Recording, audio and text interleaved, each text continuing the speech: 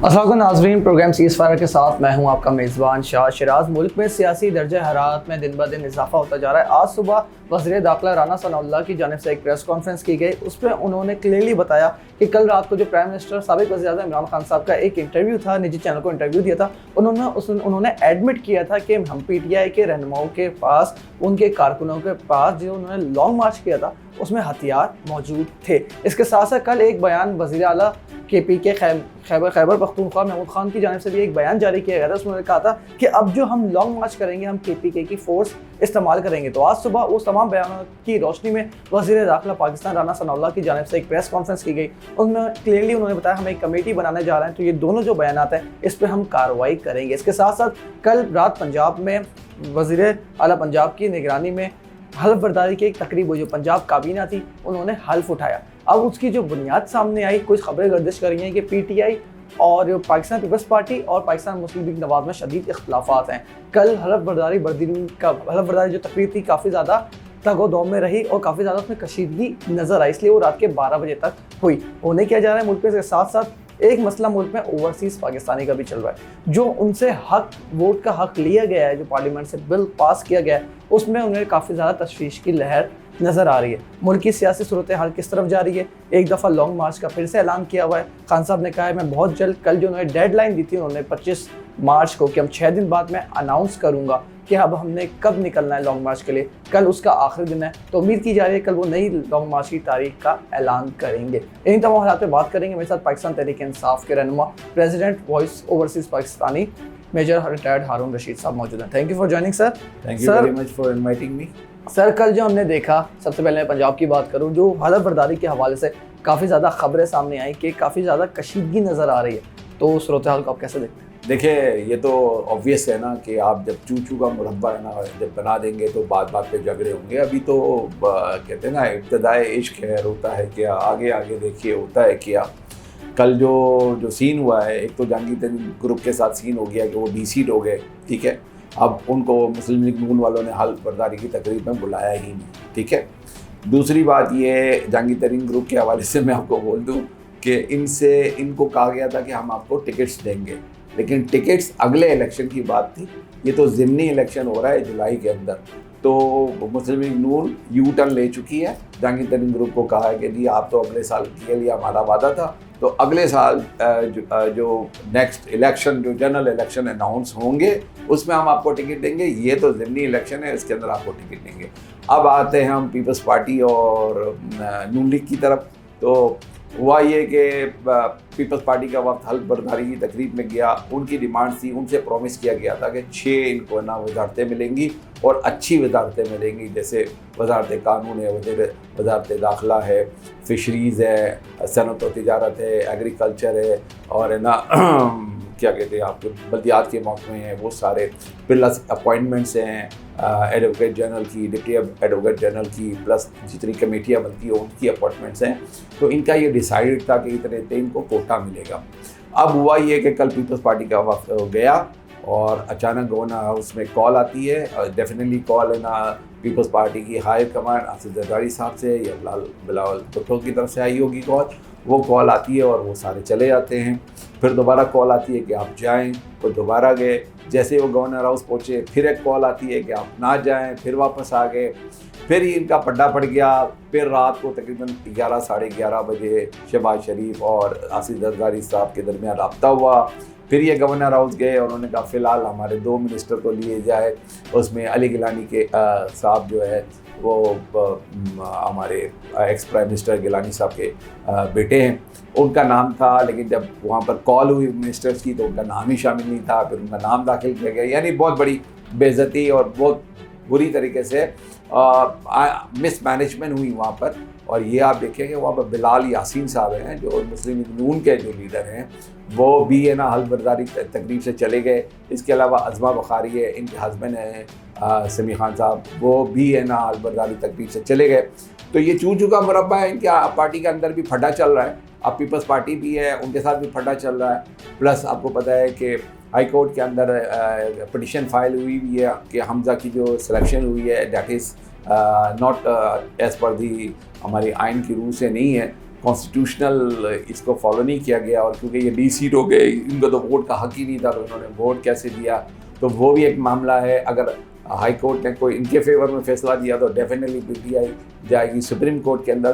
तो अभी मामला बहुत है, मैंने कहा ना शुरू में कि अभी तो इब्तिदाए इश्क है, रोता है क्या, आगे आगे देख। सर जो खबरें गर्दिश कर रही हैं, जो साबिक वज़ीर-ए-आज़म इमरान खान की जानिब से लॉन्ग मार्च किया गया था, उसमें जो पीटीआई के कारकुनान हमने देखा बहुत ज़्यादा उस दिन अफरा तफरी रही, एक दूसरे के खिलाफ बातें होती रहीं, लाठीचार्ज हुआ, आंसू गैस का इस्तेमाल हुआ, आप खुद ज़ख्मी हुए उसमें।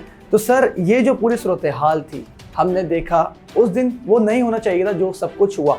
खान साहब इतनी तगदो के बावजूद जो वो निकले थे, दावे किए थे मैं डी चौक हर हाल में जाऊंगा, मगर वो नहीं पहुंचे वहाँ पे। एट दी एंड उन्होंने दावा किया था कि मैं जब तक इलेक्शन की तारीख नहीं मिलेगी मैं यहाँ से नहीं उठूंगा, मगर यहाँ पे इन्होंने एक यू टर्न लिया और वो वापस चले गए। सर एक पीटीआई के रहनुमा से मेरी बात हुई, उन्होंने बताया कि अवाम की ताकत सब फजूल चीज़ें हैं, जब तक आपके साथ इदारों की सपोर्ट ना हो, जिसमें सुप्रीम कोर्ट ऑफ पाकिस्तान हो या हमारी अफवाज हो, आप उनके बगैर कुछ भी नहीं कर सकते। सर इस बारे में आप क्या कहेंगे?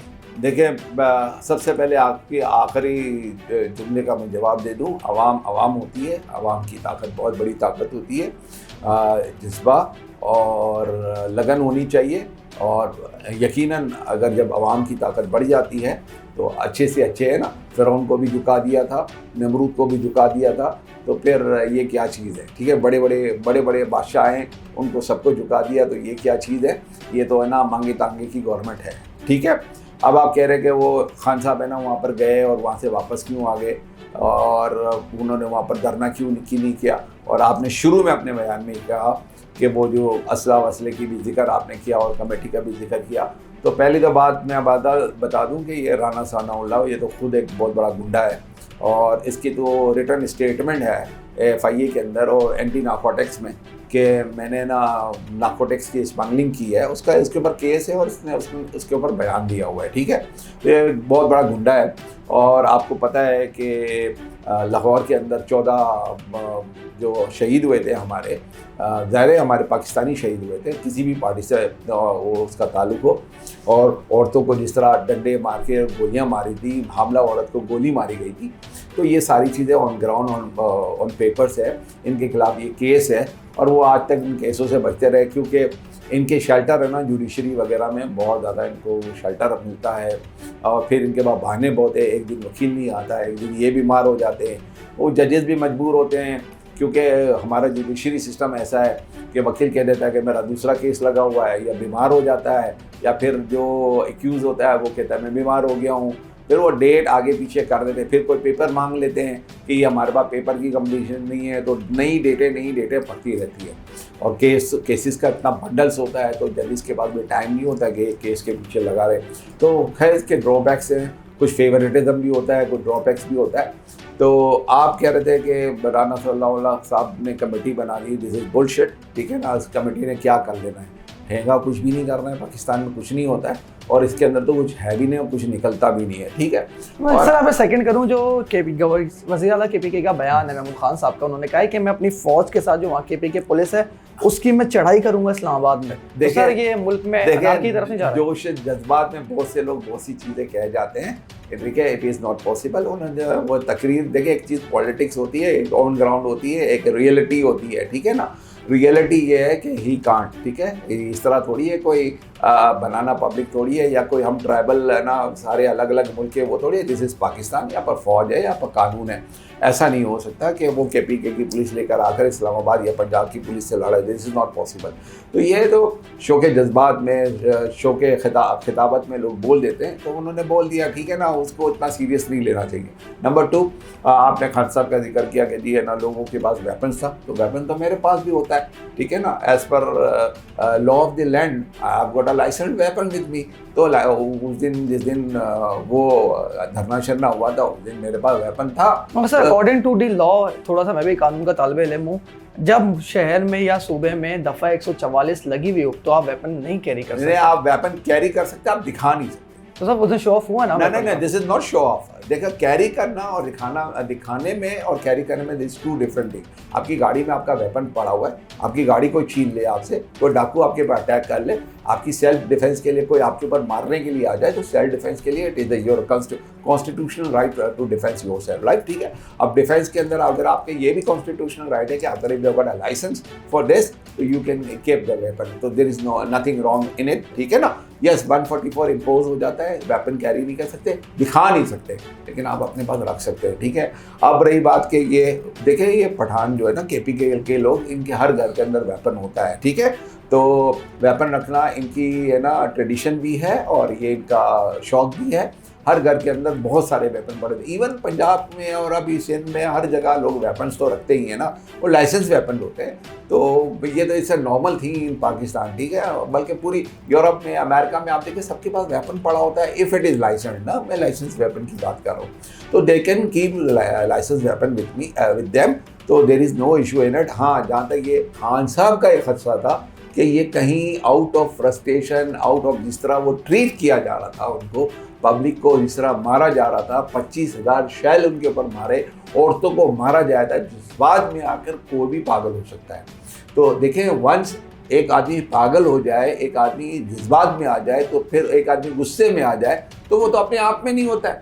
जब वो अपने आप में नहीं होता है, ही कैन डू, ठीक है, ही कैन डू एनीथिंग। आपके ऊपर कोई स्टेट फायर कर रहा होगा, आपके ऊपर कोई शेलिंग मार रहा होगा, कोई आपको डंडे मार रहा होगा और आपको गुस्सा भी आ सकता है, आप भी इंसान हो, तो आउट ऑफ आप गुस्सा अगर आप इसको कुछ रिटेलिएट करते हो, तो ये रिटेलिएशन का खतरा था, जिसकी वजह से खान साहब ने डिसाइड किया कि जी यही वेपन का जिक्र। तो सर, अब वो खान साहब एक बात कर रहे हैं कि इस बार जो हम लॉन्ग मार्च पे अब जब आएंगे, शायद वो कल उसकी तारीख का अनाउंस कर देंगे, हम पूरी तैयारी के साथ आएंगे। उन्होंने सुप्रीम कोर्ट से रिव्यू भी कर दिया है कि कल वो पटिशन भी दायर कर रहे हैं। तो सर, अब आप क्या गारंटी है कि अब जो लोग आएंगे वो वेपन्स लेके नहीं आएंगे?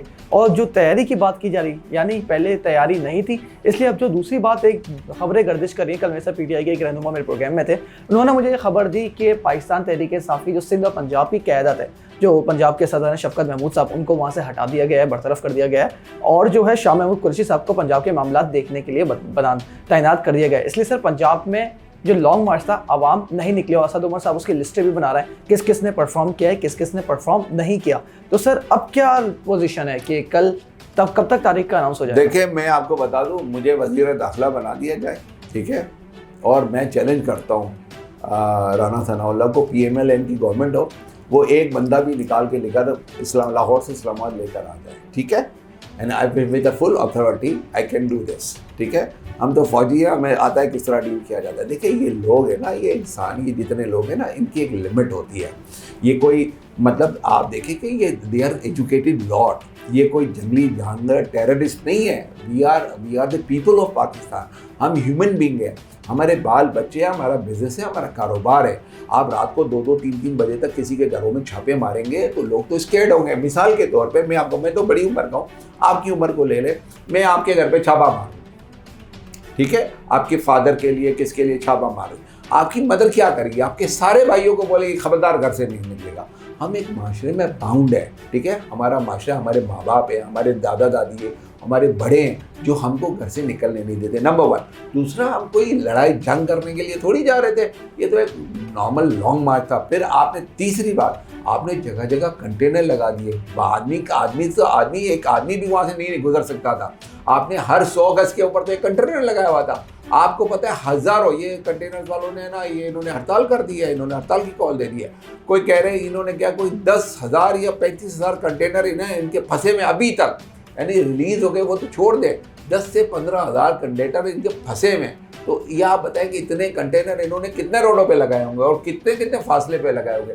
तो देखें, मैं आपको तो विद फोर्स आप शेलिंग कर रहे हैं, आप पुलिस से रोक रहे हैं, उनको डंडे मार रहे हैं, उनको कंटेनर रख ले, उसके बावजूद भी ये पब्लिक आ गई। मैं आपको बताऊं, I salute them, heads off to PTI workers, कि इसके बावजूद शेल खाते हुए औरतें, बच्चे और लोग, आप देखें, मैं आपको बता देता हूँ कि बावलपुर का जलसा हुआ, इनका जो मनसेरा का भी इनका जलसा हुआ, उसके अंदर बावलपुर के अंदर बावलपुर डिवीजन की पूरी सरकारी मशीनरी को यूज़ किया गया और इनको कहा गया था एक एक सरकारी मुलाजिम है ना वो जलसे में आएगा। तो सर वो 5,000 लोग, सर वो सरकारी 5,000 लोग हेलीकॉप्टर इमरान खान साहब भी तो इस्तेमाल कर रहे हैं ना उन्होंने जलसे का। देखे खान साहब हेलीकॉप्टर किसका इस्तेमाल कर रहे हैं? केपीके गवर्नमेंट का। नहीं, केपीके गवर्नमेंट का कहाँ से, किसने कहा आपको केपीके? पूरे प्रूफ्स हैं। देखिए एक बात सुने, मैं आपको बताऊँ, अगर महमूद खान इनके साथ है तो Khan is not using, Mahmood Khan is using, he is the chief minister of the KPK, right? और वो सभा भी तक गया, वो इस्लामाबाद तक नहीं आया, ठीक है। दूसरी बात मैं आपको बता देता हूँ कि let me check it out के जी वो helicopter whether it's a government helicopter या किसी का प्राइवेट हेलीकॉप्टर था, मेरे पास मालूम नहीं है कि वो हेलीकॉप्टर कौन सा था। तो सर प्रोग्राम को थोड़ा सा वाइंड अप की तरफ आगे लेके चलें तो sir as a business person भी आप है जो मुल्क में पेट्रोल के जो पैसे बढ़ाए गए हैं एकदम से 30 रुपये बढ़ा दिए, तो सर जो उसका कारोबारी लोगों पर इसका असर पड़ रहा है तो सर इसको आप कैसे देखते हैं? देखिए मैं आपको बताऊँ, ये गवर्नमेंट पूरे 4 साल 2 चीज़ें कहती रही कि खान साहब करप्ट है, खान साहब करप्ट है, खान साहब करप्ट है। 2 बातें में, ये खान साहब नशा करता है, खान साहब नशा करता है, खान साहब नशा। आज है ना नजम सेठी का मैं एक पुराना क्लिप देख रहा था, उसमें नजम सेठी ने जब वो क्रिकेट के पीसीबी के चेयरमैन थे और ये क्रिकेट का अहवाल बता रहे कि जब ये क्रिकेट खेलने के बाद पब्स में जाते हैं, पब्स किसको कहते हैं, जहाँ पर बियर शराब वगैरह सब मिलती है, डांस होता है, छोटा सा क्लब होता है हर जगह, पूरे यूरोप में, पूरे अफ्रीका में, ये पाकिस्तान के अलावा जितने भी आप कंट्रीज में जाएंगे तो वहाँ पर आपको पब्स मिलेंगे। तो पब्स के अंदर सारे क्रिकेटर जाते थे, बियर शराब whatever they use to order. तो खान साहब के बारे में पूछा गया कि ये क्या ऑर्डर, तो ये दूध का गिलास ऑर्डर करते थे, ठीक है, दिस इज माई खान, ठीक है, एंड आई लाइक इट। दूसरी बात आप कह रहे हैं कि करप्शन करप्शन करप्शन। जब मेरा खान घर वो प्राइम मिनिस्टर हाउस से गया तो उस प्राइम मिनिस्टर हाउस के अंदर ना खान के घोड़े थे, ना इतने सारे मुलाजिम थे, ना उसके बिस्तर बलिया पेटियाँ सूटकेसे, न वो कुछ था, ना वहाँ पर भैंसे थी दूध देने वाले नवाज शरीफ की तरह। तो मेरा खान उधर से जब निकला तो एक डायरी के साथ निकला, ठीक है ना, क्या बात है, आई सैल्यूट हिम कि प्राइम मिनिस्टर होते हुए भी उसके पास सिर्फ इसका ज़्यादा राज होता ना, वो एक डायरी थी, तो आपको सैल्यूट है। फिर 3.5 साल तक आप करप्ट कर रहे थे, आप 2 महीने हो गए एक भी करप्शन का केस खान के ऊपर लाए, अब आप एडमिट करते हैं कि खान साहब ऑनेस्ट है। अब महंगाई के ऊपर में फराग गोगी वाला जो नहीं, फराग गोगी पहली तो बात है, देखिए मैं आपको बता देता हूँ, फराग गोगी कोई भी अपॉइंटमेंट होल्ड नहीं कर रही थी गवर्नमेंट का, ठीक है, ना उसके ऊपर नैब का कानून लागू होता है, ना इसका FIA का अलग। अगर उसने कोई एंगी बेंगी की है तो आप है ना करप्शन एंटी करप्शन वालों को बोलें कि जी इसके केसेस लेकर आए, अदालत में जाएं, FIR करें, हम तो फराग गोगी को है ना बैक नहीं करेंगे। लेकिन आप तो आज 2 महीने में आप फराग गोगी के खिलाफ भी कुछ नहीं लेकर आए, सिर्फ आप हाँ करते रहे। पहले महंगाई में आप पकड़ नहीं सके, फिर खान साहब की जाती जिंदगी पर अटैक किया, वो भी आप नहीं कर सके, शराबी ये कोकेन पीने वाला वो सारी चीज़ें भी ज़ाया हो गई। अब फिर आपने कहा कि ये करप्ट भी नहीं है, ऑनेस्ट, फिर ऑनेस्ट आप कहते हैं अब पागल है, अब ये अब वो है। तो भाई आपको फिर आप अब इकोनॉमी पे आ जाए। नंबर 1, खान साहब जब इधर आए थे 2018 में तो आपका जो रिजर्व था ना, फॉरेन रिजर्व था 9 बिलियन डॉलर था। जब खान साहब यहाँ से गए तो 22 बिलियन डॉलर था। आपकी जो कोविड आया जिसके बाद वर्ल्ड बैंक और स्टैनली मॉर्गन ने आपको कहा था कि जी आपकी जो GDP होगी ना -1.5 होगी, जबकि आपकी है ना 4 से ग्रो की है, और इस साल की जो आपकी GDP ग्रोथ है ना वो 6% है, ठीक है, वो एडमिट कैबिनेट डिविजन एक्सेप्ट कर रही है, मैं नहीं बोल। आपका जो 10 महीने का जो एक्सपोर्ट है ना, आप देखे जाए एक्सपोर्ट देखा जाए तो आपका टेक्सटाइल एक्सपोर्ट है ना वो 20 अरब डॉलर पे चल गया, 14 अरब डॉलर के ऊपर था 12 महीने का, 10 का। आपके टोटल एक्सपोर्ट है ना, टोटल 20 बिलियन डॉलर की थी, वो अब 32 बिलियन डॉलर पे चले गई। आपका IT सेक्टर के अंदर आपकी एक्सपोर्ट है ना वो 5 बिलियन डॉलर पे चले गई। चाइना के अंदर चिलगोजे चले जा रहे हैं, नट्स चले जा रहे हैं, राइस की आपकी 29% एक्सपोर्ट हो गई। अच्छा, इसके अलावा नॉन एसेंशियल फूड्स आइटम 26% आपकी इंक्रीमेंट आ गई। ओवरऑल देखा जाए एग्रीकल्चर सेक्टर आपका ग्रो किया, आपका है ना टेक्सटाइल सेक्टर ग्रो किया, आपका IT सेक्टर ग्रो किया, आपकी जो लार्ज स्केल मैन्युफैक्चरिंग है ना पाकिस्तान के अंदर 29% लार्ज स्केल मैन्युफैक्चरिंग ग्रो की है पिछले इस साल की जो है। और मैं आपको बता देता हूँ, अयूब खान का दौर आप कहते थे कि सबसे अच्छा दौर होता था, अयूब खान के दौर से ज़्यादा अच्छा परफॉर्मेंस किया है, ठीक है। आपके लोन सारे ठीक जा रहे थे, आपकी इन्फ्लेशन से आप जब खान साहब छोड़ के गए तो आपका तो 11% भी नहीं था, 11% भी नहीं बल्कि 9.5% था, उसके बाद 2.5% और फिर 1.5%, 4% आपका इंटरेस्ट रेट यानी डिस्काउंट रेट का 4% बढ़ा के आप 14.5% के ऊपर चले गए। आपकी इन्फ्लेशन है ना इस वक्त दुनिया के अंदर हाईएस्ट चले गई। आपकी हेडलाइन इन्फ्लेशन 14% है, आपकी कोर इन्फ्लेशन 10.5% है। आप देखो कि आपने ये 2 महीने के अंदर सत्यानाश कर दिया। आप आकर कहते थे कि जी हम बिजली की कीमत कम कर देंगे, आप पेट्रोल की कीमत कम कर देंगे। सुन ले मैं आपको बताऊं, बिजली की कीमत 3 दफा आपने बढ़ा दी, 4.5, 3 रुपये 85 पैसा, 4.5 और फिर 4 रुपया, आज फिर 4 रुपये का है। और बिजली आपकी 26 रुपये के ऊपर चली गई है, ठीक है। आपकी बिजली जो थी ना वो 15-16 रुपये के ऊपर थी, अभी 15-16, 13, 14, 12, 13, 14 और अभी हम 26 रुपये के ऊपर चले गई। आपका पेट्रोल जो था वो कहते हैं सब्सिडी दी थी, हमें मार दिया भाई, सब्सिडी नहीं दी थी। मैं आपको बताऊं हुआ क्या था, 12 रुपया ऑयल के ऊपर बढ़ाए थे। जब लोगों ने शोर मचाया तो 12 में से 10 कम किए थे और 2 फिर भी लगे रहते, ठीक है ना। लेकिन आपने एक साथ पाकिस्तान में हाईएस्ट रिकॉर्ड है 30 रुपया पेट्रोल का रेट बढ़ा दिया, अभी दोबारा बढ़ाएंगे। आपका जो इंटरनेशनल ऑयल है ना वो $119 के ऊपर पहुंच गया है। आपको बड़ा नहीं बढ़ाना है, आप डिफॉल्ट की तरफ जा रहे हैं और आप लूटमार मचा रहे हैं। सर आप देखिए मेरे आपको काउंटर कर लूं कि जो गवर्नमेंट ने जो पैसे बढ़ाए हैं IMF के, सर उसमें रीजन है जो आप IMF के ऑफिशियल वेब पे जाएंगे, उन्होंने लिखा है जो फरवरी में गवर्नमेंट ऑफ पाकिस्तान की जानिब से सब्सिडी दी गई थी उसकी वजह से हम पाकिस्तान को कर्जा नहीं देंगे। पाकिस्तान को जब तक पैसे बढ़ाने हैं वो बढ़ाएंगे तो पाकिस्तान को कर्जा मिलेगा। पाकिस्तान को अगर कर्जा नहीं मिलता सर, उन दिनों पाकिस्तान का खसारे का खदशा था, पाकिस्तान डिफॉल्ट हो सकता था। ये IMF की ऑफिशियल वेबसाइट है, सब्सिडी दी गई थी जब $90 का ऑयल था, ठीक है। आज $119 का ऑयल है। एक बात मैं आपको बताऊं, सब्सिडी दी गई थी ना तो उसके लिए आपका 466 बिलियन है ना वो अलग किया गया था। शौकत तरीन से आप पूछ ले, उसकी है ना ऑडियो वीडियो रिकॉर्डिंग सब कुछ टीवी के ऊपर लाइव है। उसने कहा था कि ये सब्सिडी के पैसे हम कहाँ से देंगे, ठीक है। एक बात, आप है ना आप गए उम्रा करने आते साथ ही, ठीक है, इतना बड़ा वक्त लेकर गए। आप बताएं मेरा खान कभी भी है ना गवर्नमेंट के खर्चे पे गया है? आपका जो अभी है ना फॉरेन मिनिस्टर है ना वो उधर स्विट्जरलैंड घूम रहा है। खान साहब उम्रे पे गए थे, बुशरा बीवी प्रेजेंट थी, खबर मानिका साहब भी प्रेजेंट थे, अपने पैसों पे सर बात हो रही है उम्रे की गवर्नमेंट है। मुसलमान मैं भी उम्रा करता हूं, अगर मैं गवर्नमेंट चौधरी साहब प्रेजेंट थे, नवाज अजहर साहब प्रेजेंट थे, जी all government of Pakistan everybody paid from their own pockets. आप मुझे एक्सपेंडिचर्स बता दें। ऑफिशियल्स कुछ अलाउड होते हैं और कुछ एक्स्ट्रा लोगों ने, ये कोई 50-50, 60 लोगों का वक्त लेकर नहीं गए उम्रे के लिए, उस सबको लेकर गए, पूरी दुनिया को लेकर गए। और क्या इनके साथ हुआ है वो आपको पता है, ठीक है। वो नहीं होना चाहिए था, वो बिल्कुल नहीं होना चाहिए था, ठीक है ना। वो इससे डिबेटेबल। देखें मैं आपको बताऊं, दिस इज ऑर्गेनिक। पब्लिक है ना तपी हुई है। आप देखें गली कूचों के अंदर लड़ाइयाँ हो रही है। मेरे साथ मेरी एक 10 बंदे मेरे पास काम कर रहे हैं, जिसमें से 8 PTI के हैं तो 2 मुस्लिम लीग के हैं, एक नून लीग का है। तो वो आपस में रोज लड़ते हैं आपस में। आपने कौम को तकसीम कर दिया है, आपने फौज को बुरा भला कहना शुरू कर दिया है। भाई ये सारी चीजें क्या हो रही है, क्यों हो रही है? इसलिए सर फौज को बुरा कौन कह रहा है, थोड़ा सा बता देखें। फौज को बुरा तो सबसे ज्यादा नवाज शरीफ कहता था। आप देखो ख्वाजा आसिफ कहता था, वो तो असेंबली में, और ये मियां लतीफ़ साहब कहते थे। मरियम नवाज तो खुल के बोलती थी, नवाज शरीफ तो नाम लेकर बोलता था। आप मुझे बता देना कि इमरान खान ने नाम लेकर बोला है आज तक? आप बाजवा साहब का नाम लिया है कभी? देखे मैं आपको न्यूट्रल तो जानवर होता है। नहीं, देखिए न्यूट्रल का मतलब कुछ भी हो सकता है, तो जानवर भी हो सकता है। नहीं,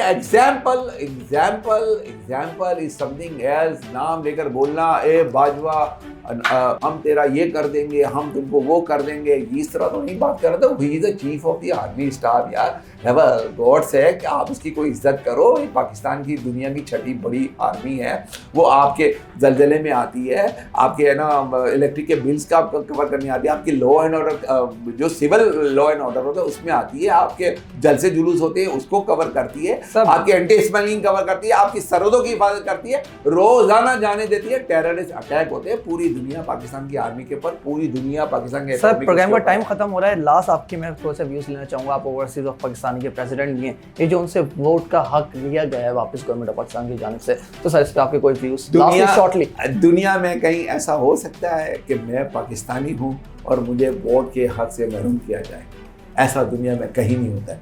अमेरिका के अंदर आप देखिए पोस्टल बैलेटिंग का सिस्टम है, कहीं पर भी दुनिया में होगा, अमेरिकन होगा, उसको वोट का राइट है और वोट देता है। दिस इज, आप अगर डेमोक्रेसी की रूह यही है कि हर एक बंदे को आपको हक देना चाहिए, और आपने हक नहीं दिया, आपने जुल्म किया है। आपने राजा रियाज को वो बना दिया, आपने अपोजिशन लीडर बनाया। यार वो ओपनली कहता है कि मैं ना मुस्लिम लीग की टिकट पे लड़ूंगा, वो कैसे हो सकता है? आपने जो गुंडा लहरी का था उसको एनसीएससी का आपने चेयरमैन बना दिया। आपके जो 24 जो आपके जो कैबिनेट के जो है ना मिनिस्टर्स हैं, उसके सबके ऊपर एफआईआर है, और उनको ईसीएल से खुद ही निकाल रहे हैं। मतलब राना सनाउल्लाह का नाम ईसीएल में, राना सनाउल्लाह अपना नाम खुद ही निकाल रहा है। मतलब यार ये देखो कोई हद है, कोई आपने कोई हमें क्या समझा हुआ है? Public are not fool now, public are very intelligent now. Social media का ज़माना है, ये जो आप हरकतें कर रहे हैं ना, ये बैकफायर होंगे इंशाल्लाह। तो सर लास्ट क्वेश्चन, लॉन्ग मार्च की तारीख का ऐलान कब तक हो जाएगा, आपको क्या लगता है? देखिए, सबसे पहले मैं आपको बता दूं, I am a PTS supporter, ठीक है, I am president voice of overseas Pakistani, और हम सारे ज़्यादातर ओवरसीज पाकिस्तानी जितने भी हैं, मेजोरिटी हम सारे के नून लीग के भी है, और मेरे ग्रुप के अंदर भी 9000 मेंबर है हमारे ओवरसीज, मेरे उसमें मेरी तंजीम में। लेकिन उस 9000 जो मेंबर हैं उसके अंदर 1000 2000 हो सकते हैं नून लीग के भी हो, पीटीआई उसमें पीपल्स पार्टी की भी हो, जेयूआई के भी हो, टीएलपी के भी हो, लेकिन मेजोरिटी मैं ये समझता हूँ कि मेरे पास पीटीआई के मेंबर्स हैं। अब आप कह रहे हैं कि ये कब होगा, तो I am not the appointment holder of the PTI, I am not the core committee of the PTI. क्या देखें, मुझे क्या पता कि कब देंगे। खान साहब ने पिटीशन दे रहे, अदालत से मांग रहे इजाज़, अदालत नहीं देती, कोर कमेटी बैठेगी, फैसला करेगी, जो खान साहब का फैसला होगा, we are ready for Khan. चलिए, thank you so much for joining. नाज़रीन, देखते हैं मुल्क की सियासी सूरत हाल किस तरफ जाती है। इसलिए कल वज़ीर-ए-आज़म साबिक़ वज़ीर-ए-आज़म इमरान खान की जानिब से सुप्रीम कोर्ट में पिटीशन फाइल करने का ऐलान किया गया, और जो उन्होंने डेडलाइन दी थी कि मैं 6 दिन के अंदर अनाउंस करूंगा कि हमने कब वापस आना है इस्लामाबाद, वो कल हो सकता है, मोस्ट प्रोबेबली अनाउंस हो जाए। प्रोग्राम पसंद आया, अपना फीडबैक ज़रूर दीजिएगा। That's all for tonight. मुझे इजाज़त, अल्लाह हाफ़िज़।